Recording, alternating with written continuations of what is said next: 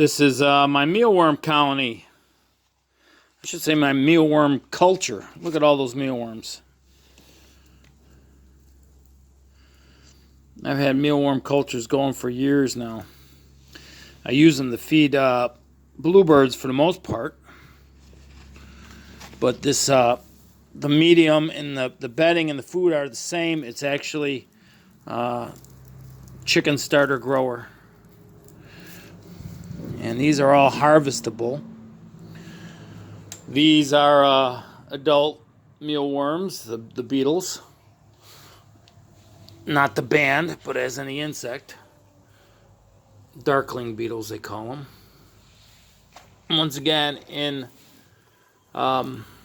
chick starter grower.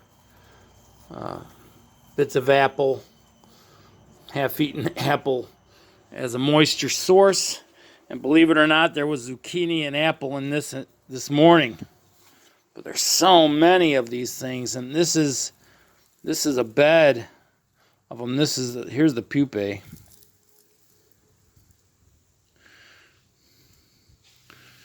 See the pupae?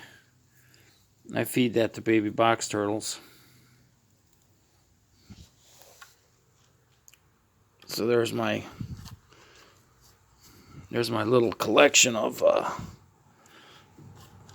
there's my container of pupae for tomorrow's feeding. And it looks like one or two beetles have emerged from that, outside of the dead one. Over here is what happens when you run the thing through a screen, through this mesh here. This is the technical term is called frass. This is all mealworm shit. This fine sand-like powder is mealworm shit. Now there's small mealworms in here, ones that I can't see and there's probably eggs, and I trap them out by this container here. It's got holes in the bottom with some fresh chicken feed in there, and they will all find their way into there. So, yep.